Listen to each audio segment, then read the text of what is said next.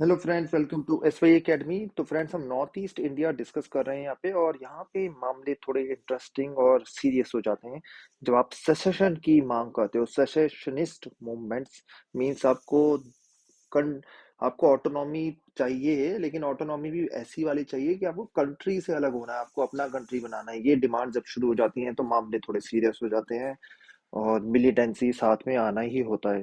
ठीक है, तो चलिए देखते हैं इसको। So demands for autonomy were easier to respond to for these involve using the various provisions in the constitution for accommodation of the diversities. तो डिमांड्स फॉर ऑटोनॉमी तो इजी होती है फुलफिल करना। ठीक है, आपको डिस्ट्रिक्ट काउंसिल दे दी, आपकी state बना दी। हमारे कॉन्स्टिट्यूशन में बहुत सारे प्रोविजंस भी हैं, right. It was much more difficult when some groups demanded a separate country, not in momentary anger, but consistently as a principal position. तो ऐसा काफी बार होता है कि किसी किसी ने सेपरेट कंट्री की डिमांड कर दी रैंडम बेसिस पे, और ये डिमांड 1 महीने चलती रही, 15 दिन चलती रही। ठीक है, वो कोई ज्यादा मैटर नहीं करता। लेकिन कंटिन्यूस सालों तक अगर कोई डिमांड चलती रहे कि हमें अपना कंट्री सेपरेट बनाना है और लोग भी साथ जुड़े हुए हो, तो मामला बहुत ज्यादा सीरियस हो जाता है।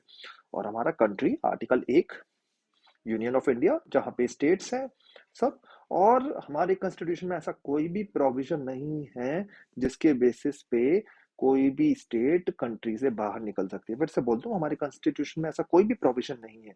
ये अनकॉन्स्टिट्यूशनल है, ये डिमांड करना कि आपको अपना कंट्री बनाना है किसी स्टेट को या किसी रीजन को। ये अनकॉन्स्टिट्यूशनल डिमांड है और आपको जेल हो सकती है, आपको किल कर दिया जाएगा, है ना, अगर ऐसी डिमांड भी करोगे तो। मतलब किल मतलब बातों पे ही नहीं किया जाएगा, लेकिन आपने अगर आर्म्स वगैरह उठा ली तो आपको मार दिया जाएगा, मतलब सिंपल टू से इन द सिंपल टर्म्स। तो वही चीजें यहाँ पे भी हुई है ना। The countries leadership face this problem for a very long time in at least 2 states in the north east. तो 2 स्टेट्स में हमें ये बहुत प्रॉब्लम हुई दोस्तों, जिन जो कंटिन्यूअसली बोल रहे थे हमें तो अपना कंट्री चाहिए। A comparison of these two cases offer us a lesson in democratic politics. तो हमें इससे लेसन मिलता है और हमें लेसन लर्न करने चाहिए। आज भी ये लेसन हम फॉलो करते हैं।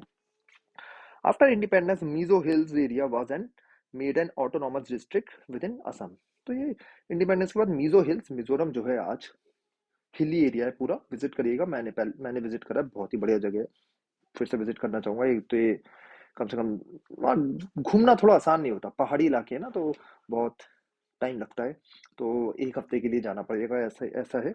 लेकिन जरूर विजिट करिए मिजोरम, बहुत ही अच्छी जगह है, बहुत ही शांत इलाका है आज। लेकिन कुछ डिकेड्स पहले ये शांत नहीं था। ये एक पहले तो ऑटोनॉमस डिस्ट्रिक्ट था। ठीक है, ऑटोनॉमस मतलब आप स्टेट के अंदर ही हो लेकिन अपनी चला सकते हो, लेकिन हो असम के अंदर ही। Some Mizos believe that they were never a part of British India and therefore did not belong to the Indian Union. तो हिस्ट्री से लोग ड्राइव करने लग जाते हैं चीजें कि देखिए, हम तो ब्रिटिश इंडिया का पार्ट ही नहीं थे। ठीक है, और वो बोलते थे, वो और पीछे चले जाते थे मुगलों के टाइम में, या कभी एंशियंट इंडिया के टाइम में, अशोका के टाइम में, कि हम तो भाई इंडिया का पार्ट ही नहीं थे, कि हम क्यों हैं इंडिया का पार्ट। उनका क्वेश्चन ये आ जाता है। ठीक है, जो पढ़े लिखे होते हुए वो ये आर्ग्यूमेंट्स देते हैं, स्ट्रॉन्ग आर्ग्यूमेंट्स, कि हम तो कभी पार्ट ही नहीं थे इंडिया के, तो अब क्यों बने part. But the movement for cessation, और तो मतलब वो कहते तब इंडिया का कभी पार्ट ही नहीं थे पहले, तो अब क्यों बने पार्ट, है ना। But the movement for secession gained popular support after the Assam government failed to respond adequately to the Great Famine of 1959 in Mizo Hills. तो देखिए, ये डिमांड्स तो चलती रहती हैं, बातें चलती रहती है, आइडियाज होते हैं, डिस्कशंस होते हैं, कुछ कुछ फोरम बोल रहे होते हैं। लेकिन अगर यहाँ पे ना इशू थोड़े सेंसिटिव होते हैं दोस्तों, जो हमें याद रखना चाहिए, एज सिटीजन भी याद रखना चाहिए। गवर्नमेंट का ये रिस्पॉन्सिबिलिटी नहीं, हमारी भी रिस्पॉन्सिबिलिटी है। लेकिन अगर आप किसी को ऐसी फील करा दो ना कि आप हमारा पार्ट नहीं हो, या आप डिफरेंट हो, या आप जब वो प्रॉब्लम में उनकी मदद ना करें, तो फिर वो डिमांड सीरियस और हो जाती है। सब लोग ये डिमांड करने लग जाते हैं। ऐसा ही हुआ 1959 में, फेमाइन आया, और असम गवर्नमेंट जो थी, it fail to respond to the great famine. काफी लोग मर गए, भूखमरी, ये वो परेशानियां, है ना। तो मिजोरम ने बोला, ये क्या है, इंडिया को पार्ट होने का हमारा फायदा क्या है, हम क्यों पार्ट बने इसका, हमारी तो ये मदद भी नहीं करता, है ना। तो डिमांड दोस्तों बहुत बढ़ गई। Mizos anger led to the formation of Mizo National Front under the leadership of Laldenga, या लालडन गे। इंपॉर्टेंट लीडर है, याद रखेंगे आप नाम। ठीक है, काफी इंपॉर्टेंट रोल प्ले करेंगे आगे मिजोरम के डेवलपमेंट में और इंडिया के साथ यूनियन करने में भी। ठीक है, तो इसलिए कभी भी एक इंसान को जज नहीं करना चाहिए उस बेसिस पे। अभी तो ठीक है, आपको दिख रहा है कि लल्डन गे इस टाइम पे ऐसे हैं जिनको सेसेशन चाहिए, लेकिन आगे काफी इंडिया में मर्ज करने में हेल्प करेंगे। तो मीजो नेशनल फ्रंट बन गई, और आपको समझ में आ गया क्यों बनी है। गलती है इंडिया की, है ना, सम स्टेट तो आपको दिख ही रहा है। In 1966 Mizo National Front started an armed campaign, armed gun आ चुकी है, ठीक है, फॉर इंडिपेंडेंस, इंसर्जेंसी, गन आ गई है, मार रहे हैं लोगों को, सिक्योरिटी फोर्सेस को तो स्पेशली और लोगों को भी। Thus started a 2-decade-long battle between Mizo insurgents and the Indian Army. हो गई लड़ाई शुरू। और जब आर्मी आएगी तो मैं आपको पहले ही समझा चुका हूँ, वो भी मारेगी, सिटीजन भी मरेंगे। तो जब आर्मी आ जाती है ना तो मैटर सॉल्व नहीं हो पाते, ठीक है। आर्मी मैटर सॉल्व करना करना मुश्किल है। मैटर सॉल्व होते हैं नेगोशिएशन से, टेबल पे। आर्मी सॉल्व नहीं कर सकती, आर्मी तो गन चलाएगी, उससे मामला और बिगड़ेगा, ठीक है। एमएनएफ फॉट आ गरिल्ला वॉर। गरिल्ला वॉरफेयर क्या मतलब होता है, मारो भागो, मारो भागो।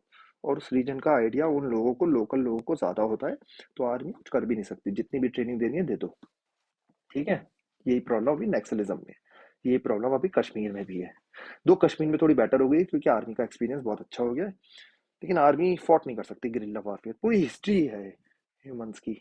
स्पेनिश में, स्पेनिश वॉर में नेपोलियन हार गए थे। ग्रेट औरंगजेब शिवाजी से बिल्कुल, मतलब इतनी बड़ी आर्मी थी, शिवाजी से बिल्कुल फाइट नहीं कर पाए गरिल्ला वारफेयर में। गरिल्ला वारफेयर में फाइट करना ऑलमोस्ट इम्पॉसिबल है, सिंपल सी बात है। नक्सलिज्म से मतलब डिफीट नहीं कर पाए थे हम विद वॉर, है ना। तो यही है, मैंने अपने गरिल्ला वारफेयर फॉट करी और हमारे आर्मी वाले और डेथ होने लगी। जब आर्मी की डेथ होगी वो बदला लेगा और गोलियां चलेंगी, तो ये चलता रहा cycle of violence. Got support from Pakistani government. याद रखिए कि अभी ईस्ट पाकिस्तान है वो, तो सपोर्ट कर सकता है। उसकी बाउंड्री टच हो रही है मिजोरम से, अभी मैंने लास्ट लेक्चर में दिखाया था, बांग्लादेश की बाउंड्री टच होती है मिजोरम से। सपोर्ट मिल रहा है मिजोरम और ईस्ट पाकिस्तान का। And secure shelter in the then east Pakistan. तो एमएनएफ मार के जाते थे, मारते थे और शेल्टर ले लेते थे ईस्ट पाकिस्तान में। The Indian security forces countered it with a series of repressive measures of which the common people were the victims. तो आर्मी वही 100 लोगों को मार रही है, 99 तो सिविलियन मरे, एक जो है वो मिलिटेंट मरा, उनका भी शायद कोई बस बात करने वाला है ना, नेगोशिएटर। तो आर्मी ज्यादा कुछ कर नहीं सकती, जो मैंने आपको बताया। और थोड़ा वायलेंस हो जाता है, वुमेन के साथ थोड़ी सी गलत चीजें हो जाती हैं, है ना। तो मामला गलत ही हुआ, गलत होता गया। At one point even the air force was used. तो ये सब ना लेसन है इंडिया के लिए। आज कोई अगर बोलता है ना कि यार हमारी तो ग्रेट एयरफोर्स है, हमारी तो आर्मी है, हम उसको क्यों नहीं यूज करते अगेंस्ट, अगेंस्ट कश्मीरी, अगेंस्ट कहीं पंजाब, अगेंस्ट कहीं ये नक्सलाइट्स को बोलते हैं ना।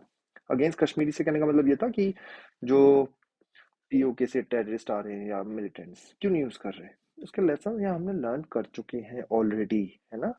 रॉन्ग वे है ये, ठीक है, बिल्कुल गलत तरीका है आर्मी एयरफोर्स को यूज करना अगेंस्ट, अगेंस्ट मतलब आपके ही लोगों के, ठीक है।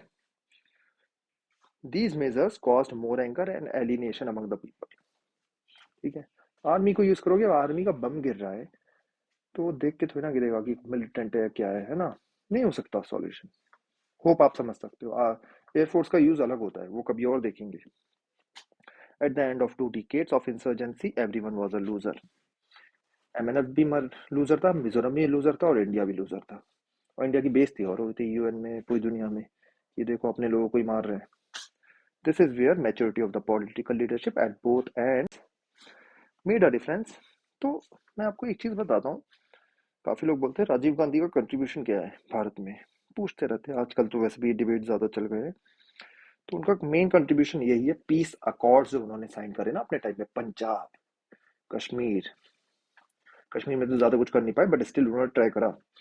ये नॉर्थ ईस्ट, ये उनके बहुत बड़े अचीवमेंट्स है, आसान चीज नहीं थी। Laldenga came back from exile in Pakistan and started negotiations with the Indian government.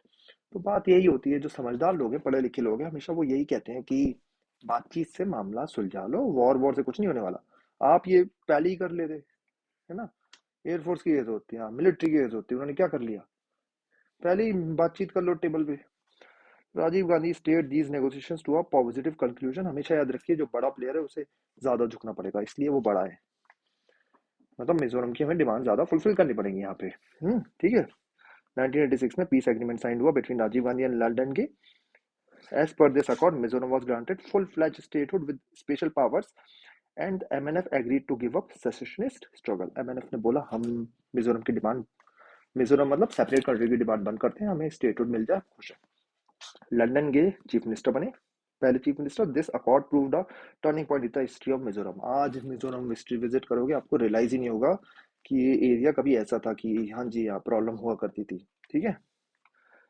Today, Mizoram is one of the most peaceful places in the region, has taken big strides in literacy and development. काफी अच्छा literacy है, काफी पढ़े लिखे लोग हैं।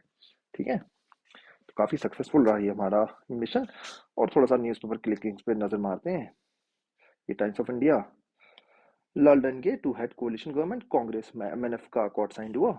ये लखनऊ में बारिश हो रही है।